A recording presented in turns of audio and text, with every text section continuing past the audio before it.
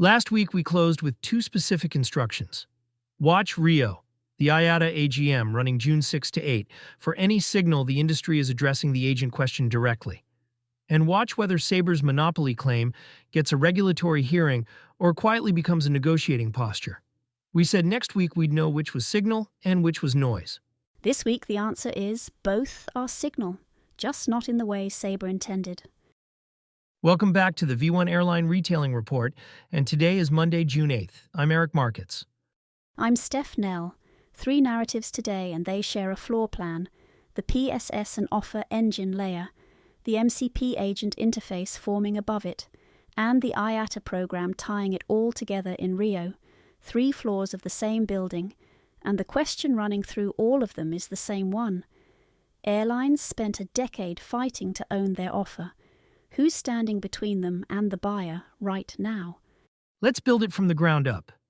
We've covered the Sabre-Amadeus dispute twice, first in Episode 4, when Sabre CEO Kurt Ekert named Amadeus's Altéa lock-in on an earnings call, and again in Episode 6, when we showed how every new Nevio confirmation made the legal argument harder to sustain. This week the question isn't whether Sabre is right about the dynamic. It's what naming it actually reveals about where the real choke point is. Because Sabre is right about the dynamic, walk through what that means precisely. For 20 years, the GDS was the gatekeeper between the airline and the agency. Not by natural market choice, because the GDS held the pipe. NDC was built to challenge that directly. Airlines would publish offers themselves, own the content, own the pricing logic. They won that argument. The standard exists. The pipes are being built. And in the offer and order world, the offer engine bolted onto the PSS becomes the new gatekeeper. Not the distribution pipe, the operational system the airline runs on. Whoever built that system controls what transitions the airline can afford and what it can't. The bull case for Sabre's legal move is real. If a competition authority, the EU is the credible venue, forces API interoperability at the PSS layer, it opens the O&O technology market in a way the market hasn't achieved commercially. Airlines that today have no practical path to Sabre's OSD or Accelya's FLX get a genuine option. Market competition drives better products and lower costs.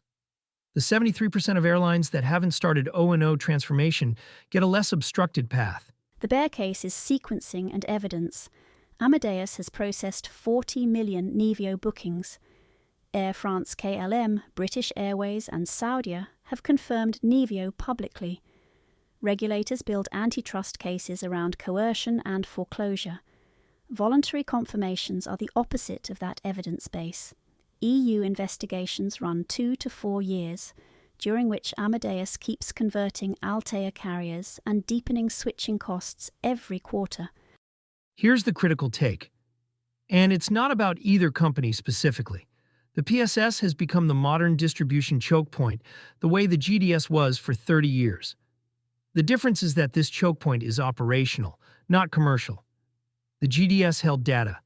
The PSS runs the airline. You can build a parallel pipe to bypass a data intermediary. You cannot build a parallel pipe to bypass the system that runs your check-in, your inventory, and your departure control. Every NDC and O&O discussion that treats distribution as the variable and the PSS as the constant is looking at the wrong layer. The PSS is the constant. It always has been.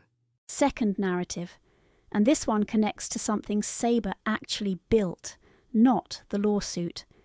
The Sabre Mindtrip PayPal agentic booking pipeline we covered in Episode 5 wasn't just a proof of concept.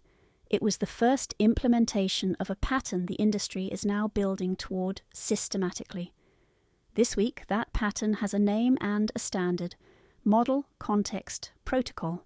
MCP, the AI-to-data interface that the tech industry has largely converged on as the way AI agents connect to external systems. It landed in airline distribution in 2 meaningful ways this week. TP Connect's added MCP layers to its Iris and Astra platforms, exposing more than 60 airlines through a single machine-readable interface and normalizing NDC schema fragmentation for AI agents. Sabre, PayPal, and Mindtrip separately announced what they're calling the industry's first end-to-end agentic booking pipeline targeting Q2 2026. The shared pitch: if your content is not machine-readable to an agent, you are invisible in agent-led shopping. The bull case is that MCP solves the problem NDC created. Airlines built NDC to own the offer, but every carrier implemented the standard differently. Different schema structures, different ancillary representations. An AI agent querying 60 airlines through 60 NDC implementations is not practical at scale. A normalization layer hands agents one clean interface.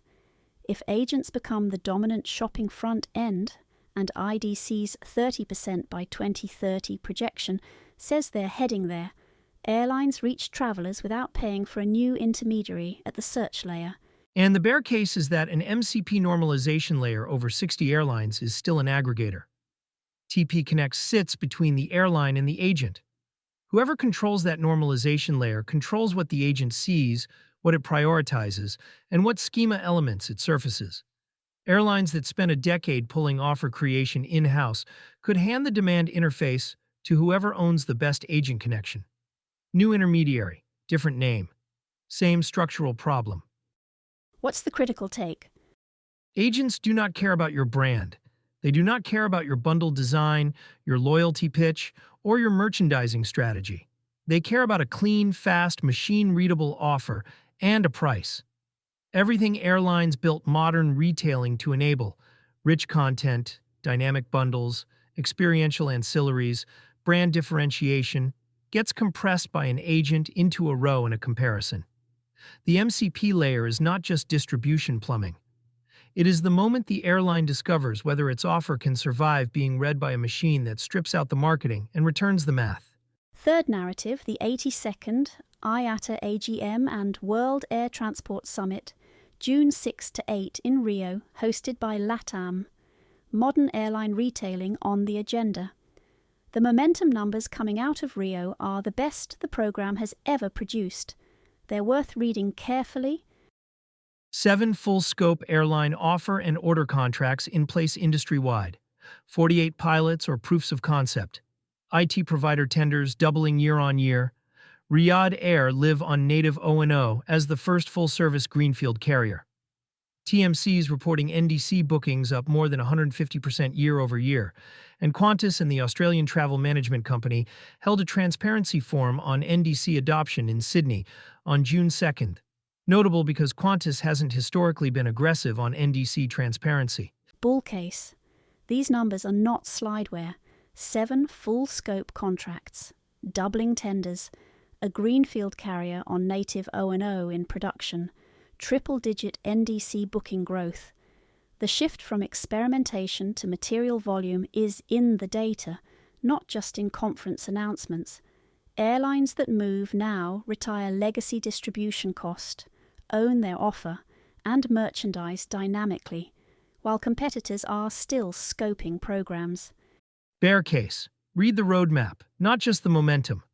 7 full-scope contracts across an industry of 300 to 400 airlines is a thin base. Most IT providers completing current builds don't finish until 2027 or 2028, and PSS decommissioning, the hard part, begins only after that. Triple-digit NDC growth off a small base is mathematically easy. The IATA roadmap itself quietly acknowledges the full transition runs past 2030 for most carriers. The visible momentum is tenders and pilots. Production at scale hasn't started. And the critical take ties all 3 narratives together. The transition runs past 2030, which means the industry lives in hybrid, NDC plus EDIFACT plus O&O, for the rest of this decade. The PSS chokepoint from Narrative 1 and the MCP agent layer from Narrative 2 are both forming during that hybrid period. The winners in this transition will not be whoever reaches 100% offer and order first. They'll be whoever runs the messy middle most cheaply, managing 3 distribution stacks at once without the cost and complexity eating the retailing upside. Coexistence is not a transition problem, it's the product for the rest of the decade. 3 narratives, 1 question. Let me close it. The MCP layer is forming outside airline standards bodies, outside IATA's process, and outside any certification framework. It's being built by the tech industry to solve a tech industry problem: how AI agents access structured data at scale. Airlines are not at the table where MCP architecture is being decided. That is not a hypothetical gap. It is a gap that is closing, one implementation at a time, without airline input. And Rio gave us the honest version of the transition timeline. Real momentum, real contracts, real volume growth, and a roadmap that acknowledges most of the industry won't finish until the early 2030s. The urgency isn't the destination. It's the decade of coexistence ahead. And whether you're managing that cost or being managed by it. The PSS layer is the incumbent gatekeeper. The MCP layer is the emerging one, and the industry program runs through both of them at whatever speed the slowest PSS migration allows. Same building, 3 floors, built in the wrong order. If this episode landed, share it with someone in your organization who's making distribution or retailing decisions in the next 12 months. These are not 2028 questions. They're 2026 questions with 2030 answers. We'll be back next Monday. I'm Eric Markets. Also, if you want to dig deeper into these topics, please see the episode details for specific links and news articles. I'm Steph. Thanks for listening. Stay sharp out there.